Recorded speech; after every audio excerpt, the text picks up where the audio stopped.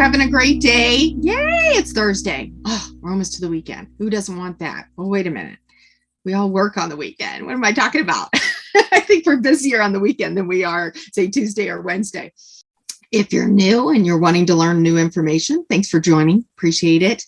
This time around, I put one of the ones that we all typically know a little better than the others first, so that I could save the other ones for a little bit, maybe 10 minutes into this, so that they had time in case somebody was running a few minutes late. Learned that from the last time. Oh, Tamara, I missed most of it. So no problem. So that the no ratio is the one I get the most questions on, but also this BC financing. You know, we used to do this stuff a long time ago and it's available now. So definitely going to be covering that today. So lots and lots to cover, but I've kept it nice and simple for you. I think it's going to be easy to follow, but these are just mainly touch points, so that if you're talking to a client, you're like, oh, we can't do that. They have no money, right? So yesterday, their tax returns were negative $2,000 per year. So obviously that's going to be an alternative loan right there, right? We don't have anything for Fannie, Freddie, FHA when you have no income being reported as your final number. So let's just kind of jump right in. And again, question and answer.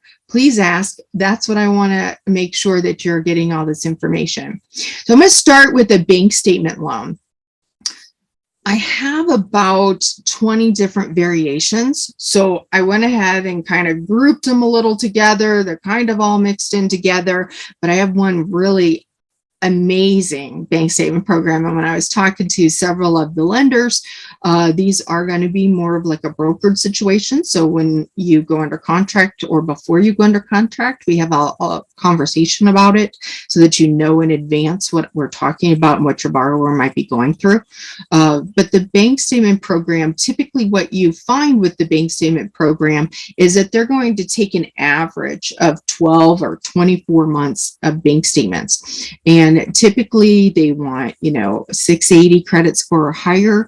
Actually, we have some that will go as low as 620 now. So it's really opening up. The more these get used, the more people are inquiring about them, the more likelihood we'll see guidelines change. And sometimes I'm seeing these guidelines change on a monthly basis, or one company changed it twice in a month. So where it might not have been a yes for a client, I'm going back and looking, and it might now be a yes. So really will depend on, what's going on with that particular client and then what we could do for them. So these loans go up to $4 million. So a lot of times these are self-employed people who just they don't have it on their tax returns for one reason or another. They have a lot of write-offs. They're just not claiming it all, or whatever the case may be. The bank statement's going to allow them to buy. And I'm finding in a lot of cases, when you get really good at this or you're marketing it, then you'll find that these self-employed individuals may own more than one company. They might own 2, 3, 4 companies. And so that's going to apply to the next 3 screens that we're going to go through. But they are buying, the last 2 I closed last month, and one this month is going to be 1.6 million purchase and 2.5 million purchase. So they're not always that high. I've got another one, they're buying at 600,000, but they typically have the cash sitting there. So the bank statement program is for primary and secondary. But what's good about this one is, in some cases, I have programs depending upon credit scores where there could have been a short sale or a foreclosure in the last 12 months. That does not mean that they can't get the loan. Maybe they had a bankruptcy.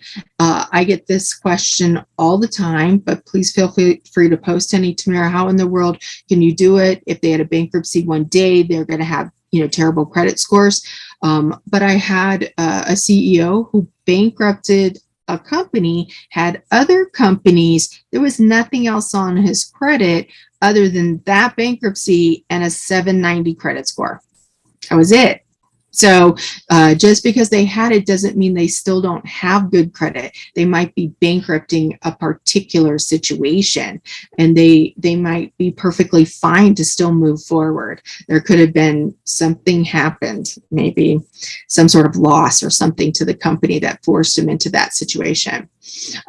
We are going to look at 12 to 24 months of bank statements, two totally different ones. One would be 12, one would be 24. They could be business, they could be personal. There's different ratios for these. However, we do have a new one. I love this one. That's what makes my life so much easier.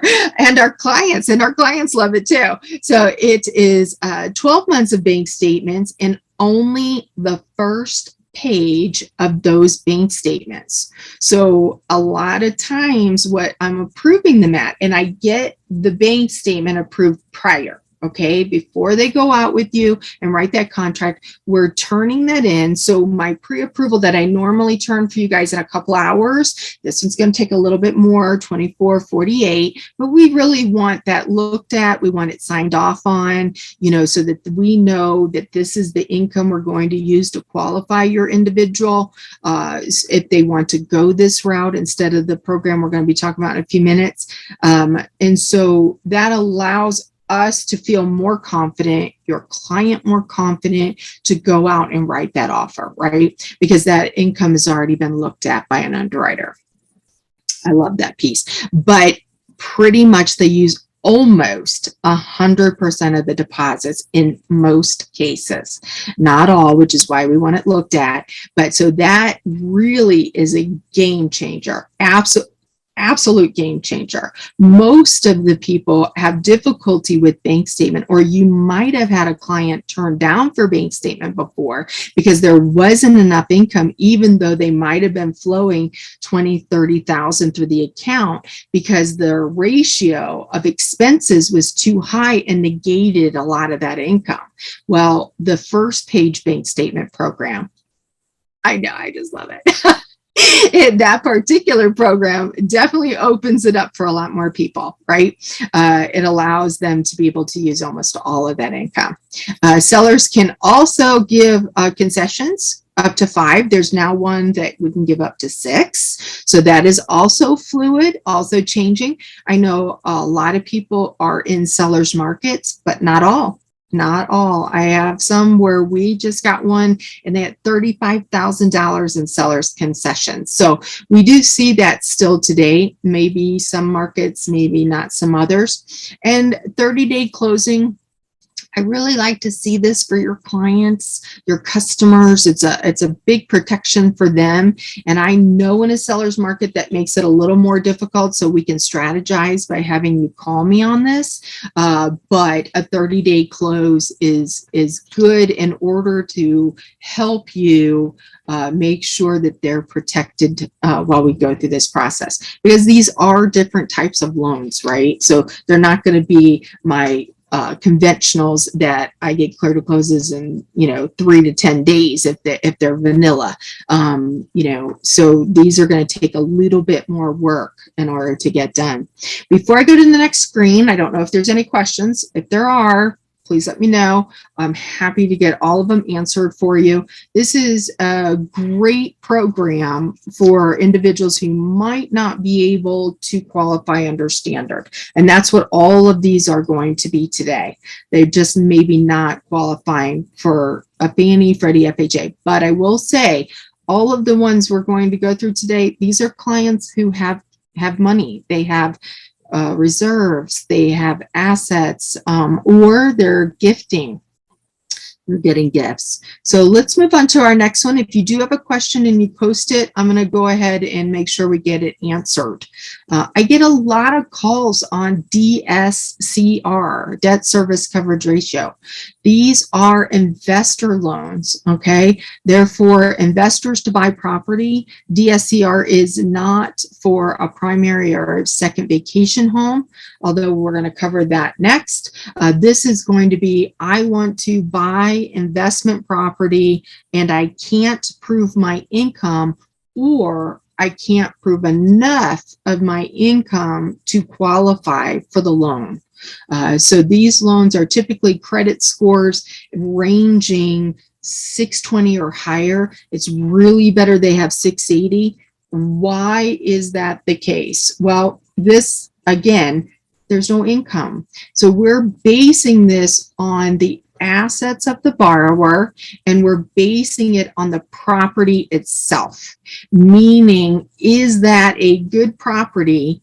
Will it rent for more than the property is going to have as a monthly payment? If it's going to rent for that amount or more, it becomes less risky for the investor to do the loan, right? Because they know that the person is going to get at least enough to make the payment to them or more. Now, if you'll see on the screen, there's a 0.75. So 1.0 would be, we're going to get a payment for $2,000 and it's going to rent for $2,000, right? Well, who would do less? Why would you do less? I closed one a couple weeks ago and it was less, but it wasn't really going to be less for the person. The reason why is it was going to be an Airbnb property right next to not only the airport, but everything going on downtown. And there was no question. This property was going to rent very, very, very well as an Airbnb to companies or people coming in for film, or, you know, all different variations. And it was so centrally located, it probably would do an Airbnb 3 times the amount of whatever the rent would be. So yes, we weren't going to reach 1.0, but we could reach 0.75 and still make it work. So those options are available. Those are the conversations that I will have with your client way in advance of them even writing a contract. Or if they're about ready to write a contract, I say, call me, let's go over this information.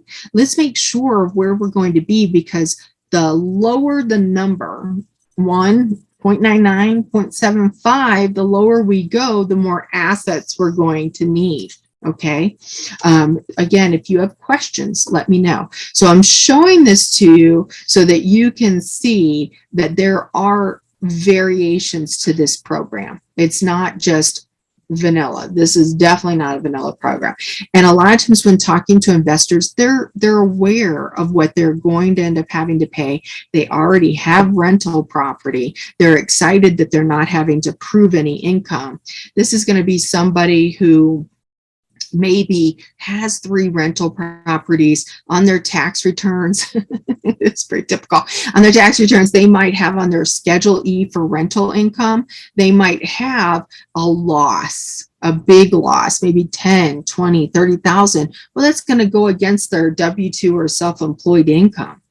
So the DSCR steps in, allows them to have these losses and still buy additional properties. Okay, the DSCRs, I don't have any right now for the little loans, 100K to 3.5 million. That's what they're used for. Okay, it has to be their own seasoned funds, but they can, where if you try to buy a Fannie Freddie property, it has to be all their own money, right? If you didn't know that, then there you go, right? We got a little note there. But with DSCR, they can look at funds from someone else to help them close, where on a Fannie Freddie, that might be the reason that we're discussing a DSCR right there. So asking all these questions up front helps us determine where I'm going to put someone and why. And then you know why the approval looks the way the approval looks when we send it out. Okay. Seller concessions can be 5%, can be more. There is no first-time home buyer. That doesn't mean that they don't own any other rental property. It means they don't own any properties. That's what that means. So if they are living in an apartment and trying to get a DSCR loan, that's not something they can do. So I have a discussion with them about maybe buying a duplex, a triplex, a quad, moving into it, calling it an owner occupied, and let's do an FHA with only 3.5% down. And then now you've got that first property, we can start to look at a DSCR at that point. So if you have questions, let me know. Happy to get them all answered for you. But a DSCR, they can typically get up to 20 houses this way. Houses, duplexes, quads, it's all different properties. What they're not going to get with this is properties that are rough, properties where we're experiencing holes in the wall. Right? We're experiencing, I had one just recently. I'm like, it's perfect. Yeah, no, it's perfect. Okay. And there's a hole in the roof. No, they're going to have to fix that before we close, or we're going to have to take it out of DSCR and put it into a home style renovation loan for your investor. I'm going to be teaching an investor class and all the variation loans that are out there for them. So I will be covering that here in another couple of weeks. So the DSCR is for your clients, more for you to learn. If there's anything you need extra on this, your working with investors is amazing, right? If you can build these clients up as an agent, you absolutely should. 10, 15, 20. Why? They're not buying one home every 5 years, which is the average. They're buying 1, 2, 3, 5 homes a year in some cases, each year. So you're getting basically some cases 5, 10 deals in a couple of years span instead of just one. So yes, I know that sometimes they're a little more difficult to work with, right? I have an investor, he's written 6 offers in the last 2 weeks, finally got an accepted one today, but he's trying to come in lower, and I have multiple conversations. If that property is sitting in a seller's market, that's not happening, right? So making them aware of that, and what type of properties they should be looking at. And then us always having a conversation together if we can. If they're always coming in $50,000 low in a seller's market, you and I both know you might be wasting your time on that. So it is good to get them up to speed in the very beginning. So any questions on this, post them. Let me get them answered for you, okay? So I do recommend, and that's one of the things we're going to talk about in the class, how to get investors. So hopefully, if that's good information, please feel free to join the next class. This is the one I get the most calls on. What is a no ratio? I mean, this is a game changer for self-employed people because we talked about the bank statement program, right? We talked about how in that bank statement, there might be a ratio. We couldn't use all the bank statement. Why would someone go, instead of a bank statement, go with a no ratio? They might be doing it for two main reasons. There is a lot of expenses flowing out of that bank statement, so they cannot use all of the income on the bank statement flowing through. And actually, I literally closed somebody a $2.5 million purchase, and they wanted to do it because it required less documentation. For real. We're happy to pay a quarter more in interest rates to not provide any documents except one bank statement. So I give the options. It's the client makes the decision, the customer makes the decision. We leave that decision to them. FICO scores on this actually were 660. And now I just got a notice of one coming in about 640. So these FICO numbers are moving. And I think we're going to see some more changes. I think that we're going to see them become more fluid here. We might see them get lower. But just because your borrower tells me that their score offer is lower than what we could do to approve them, even though they have the assets, we might look at the bank statement, but we might also tell them how to fix the situation. Is there a way we could fix this in a week, 30 days, 60 days? Going in, run the report, make sure it's something we can do. If it is, then it solves our situation. It might just take us a couple weeks to get there, but it'll be better for the client if we do. Okay, so we definitely want to fix it if we need to, but it's good to see that.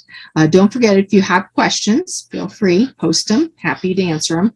I know I do a great job of covering all of it, but if you do have one, please ask. Who's it for? This is for primary and secondary homes, okay? Now, a lot of people think that no ratio is only for self-employed borrowers. That is absolutely not the case. This is for anybody who has the assets needed to close, typically 20, 30, 40% down, depending upon score, and 12 to 18 months in reserves. And a lot of times, yes, it's a self-employed borrower, but not in all cases. The vacation home I closed, they were both W-2. They inherited some funds, but they could not do a $2 million on their income qualify for a $2 million vacation home on the water in Florida. But they had the assets necessary to do a no ratio, and they were going to use it as their vacation home and Airbnb it when they're not there. So that opened it up for them to be able to get a no ratio loan for that property, and they were tickled, absolutely tickled. They're already making more per week than their monthly payment is. So they're super, super psyched. And then they're already talking about, well, we might be able to do a second one of these. So, that opens it up to thinking outside the box of maybe these aren't just for self-employed people, but people who are inheriting, right? We're seeing a huge amount of wealth shifting to people. So we're going to see them want to do something with it. Not everybody wants to spend it all. They might want to put it in investments, and some of the things they're wanting to put it in is property. They could have had a short sale. They could have had a foreclosure. They could have had a bankruptcy. This is going up to $2 million. Okay, that doesn't mean a purchase price of $2 million. That means a loan amount of $2 million. So you can be showing them homes up in the mountains. Maybe they want a vacation home in the mountains that they'll Airbnb, and they have the funds necessary to purchase it. I had someone who wanted one and is looking now because they look at it as this could be their future retirement home, but they're going to use the Airbnb money to pay it off so that when they do retire, they have a fully paid for property on the water. Bonus, absolute bonus, right? Sellers can pay up to 6% in concessions. Typically, this is a 30-day close. They could close sooner. There's very little documentation. I'm typically collecting one bank statement. That's it. So if the money was deposited 2 months ago, it's irrelevant. I'm only seasoning 30 days. That's it. 30 days of bank statements. Okay. So, and it could be more than one. Maybe they have it in 3 different accounts, whatever the case may be. But we're looking at those accounts. I want to see what's flowing on those accounts. Hopefully not a lot. If I can collect just a savings, even better. Okay. And I have that discussion with them as well. So the no ratio, you should absolutely be marketing. This is your self-employed person who's been told no, or your person who is W-2 inherited some money and now they want rental property or they want a vacation home.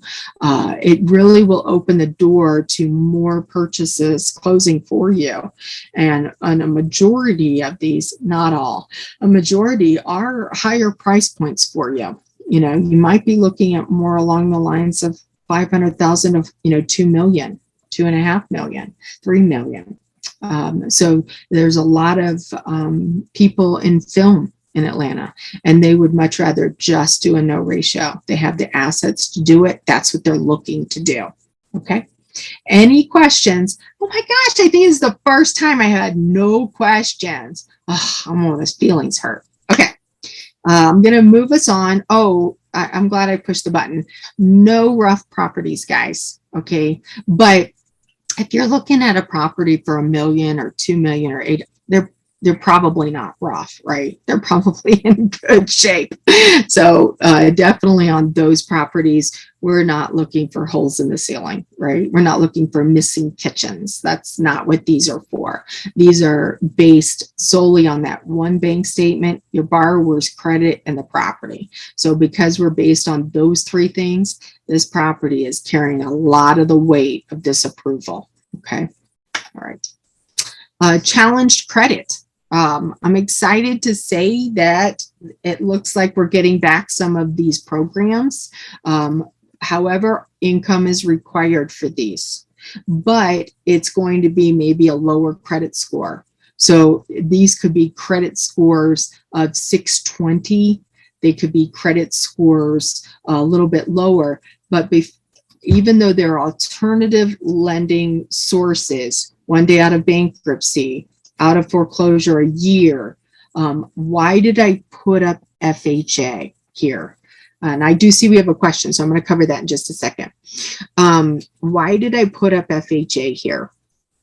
I put it up because most people don't know that we can do an FHA loan at a 550 credit score. So before I go look at an alternative challenged credit situation and looking at a loan where they might need 30 or 40% down, I'm going to first see, can I fit them into our FHA, right? Because that is only 10% down. If I can move their credit score, they can move their credit score up to a 580, then it's only 5% down.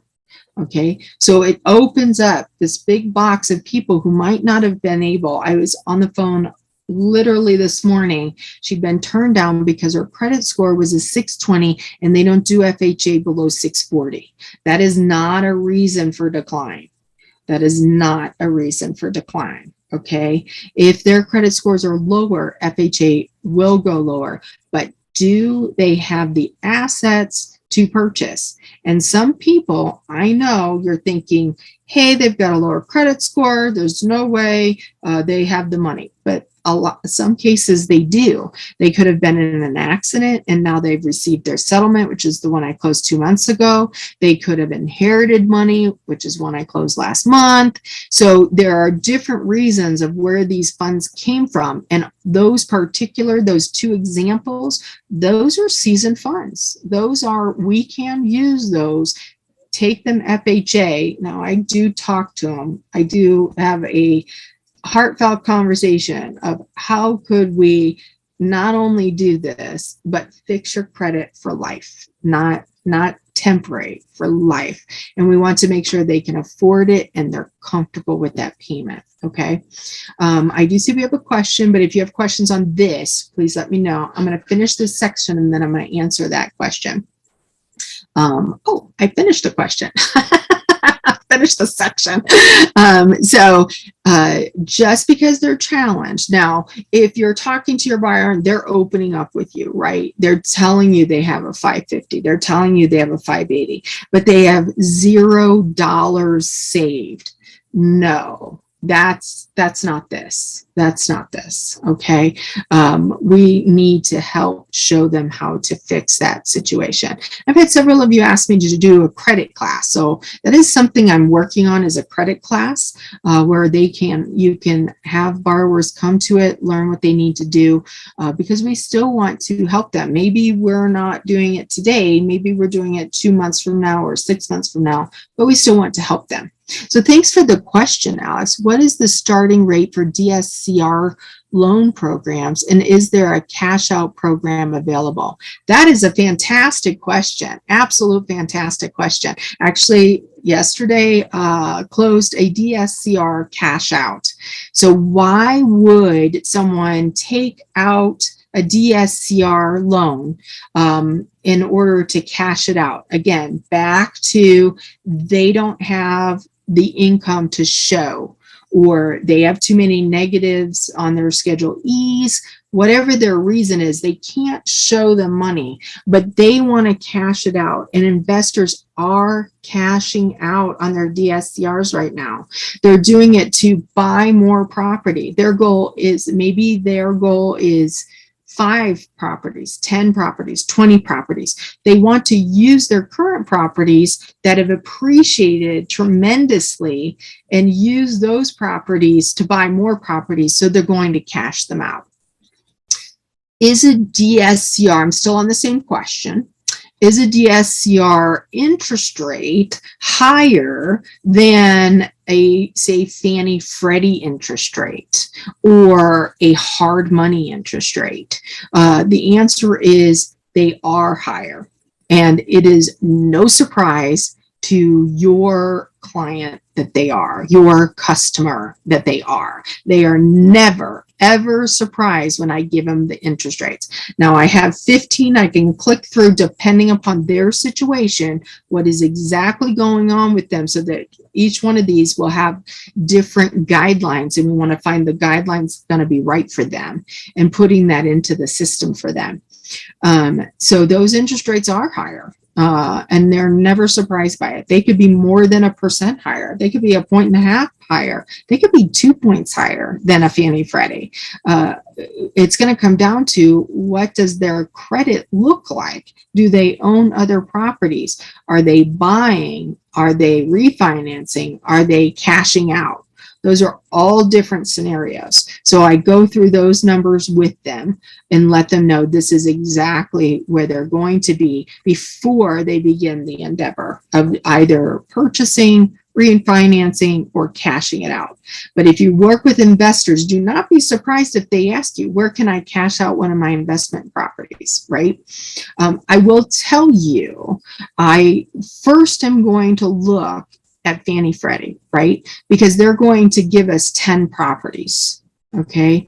But once we cannot do those for whatever variation, then the DSCR loan is their answer. Why? And I see Ashley, thank you, Ashley, asking a question here. So we're going to stay here for a second. Even more than hard money? No.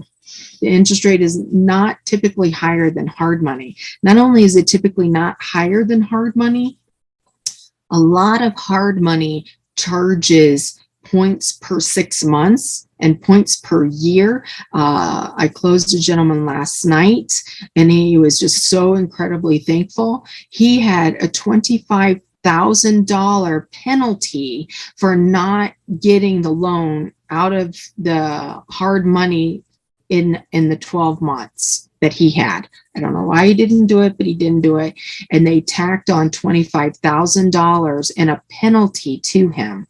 So this is big. You have to make sure that if you put your client in a hard money, or excuse me, I'm going to rephrase that. If your client puts themselves in a hard money, that they are aware of exactly what they're getting into. And I'm getting these calls frequently, especially on some fix and flips where they haven't sold it fast enough, or they didn't fix it fast enough and then sell it fast enough. Well, sometimes they get 2 points being charged to them, or 3 points, or like the gentleman yesterday, $25,000 flat amount. So you definitely want to be paying attention to that. So that was a great question, Ashley. I appreciate that. If you guys have questions, please ask. I want to make sure we're getting them all answered. But those, I will go in depth on that particular class that's getting ready to come up. So pretty excited about that one. We do have a new program, the 1099 program. That means I'm going to take a 1099 I can't even make this stuff up. A 1099 that they have for at least 1 year, and I'm going to use that as their income. No tax returns, just the 1099. Does it require a lot more down payment? It does. It does. Typically, you're looking at 30 or 40% down. Why? Because we don't really know what that income is. So again, this is circling back. These loans are predominantly for clients who have assets. They've just been denied or couldn't get financing, or they talked to the wrong person and they were told no, and they thought no meant no. No does not always mean no. It means we might need to fix something if we need to, or we could do it, but this is what you're going to need to do in order to purchase. So these credit scores will go down. Currently, I'm sitting at 660. I think we're going to see one probably lower than that very soon here. So if we have someone who has a lower credit score, I'm looking to fix it. What can I do to fix this situation? Okay. Loan to values, typically we're running 20, 30, 40% down. Again, going to look at that credit score. Where is it? Are the rates higher than Fannie Freddie? Of course they are.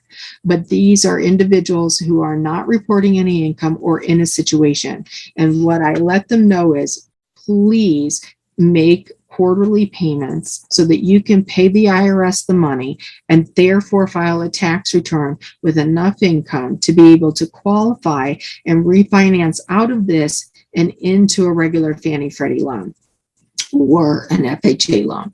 But I will be honest with you, I have many customers and clients who say to me, I'm not going to do that, Tamara. I'm perfectly fine paying that rate. Okay, fine. They're like, it's just another tax deduction for me.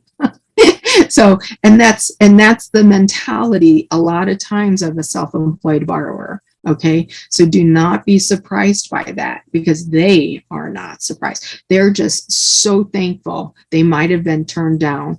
One of the customers I closed last month, they've been turned down by 6 people before they came to me, and now I'm helping them. So we also have some asset depletion. That means we're seeing this. Who are we going to see? Oh, I apologize. ITIN. I'm so sorry. ITIN, instead of a social security number, I'm going to use their tax identification number. So their individual tax identification number is what I'm going to use. And they filed taxes with their tax identification number. Okay, so I'm going to use that number as their income and then their credit score. Okay, typically I'm looking 660 or higher on these credit scores. Okay, they're going to put down 30, 40% depending upon where their credit is and how much they have in reserves. I was able to close on another individual in the family because they live in the property and they're going to live in the property, and the parents gifted the money and we did an FHA loan instead. So just because they come to me for this doesn't mean I'm not going to have a longer conversation. And is there a way we can make it work with a Fannie Freddie or FHA loan or VA? I'm going to try that first, right? You know, sometimes for like VA, we're pushing those debt ratios 60, 65% because there's some income we can't use, but we know they could make the payment. So VA is going to let us do that. Same with FHA. Maybe we can get the debt ratio to 55 and still be able to make that work that way. So outside the box is what we're constantly looking at. And that's what all of these programs are. They're outside the box. So it's making it readily available and easier for you to try to make every client a yes if we can. And if not a yes today, when can we turn that into a yes for you for the future? Asset depletion. You are absolutely going to see this. And a lot of people just say no because they are on Social Security or they're taking out some income, but it's not quite enough income to qualify. Well, we have a lot of people getting ready to retire. So they no longer have their salaries anymore, but they have bank accounts, they have 401ks, they have stock portfolios, and these assets have large balances in them. So we're going to take that income and we're going to multiply it out. And there's different programs for this as well. I put up the most aggressive one, but there's some that we divide it by 240. There's some we'll divide by 360. It really depends on which program we're looking at for them, but we're going to take those assets and be able to use that as income. And in a lot of cases, I can even do it on a conventional loan, which is amazing. Okay. We have a little bit of time still left. So if you have questions, please let me know. I won't keep you any longer than we're going to keep you.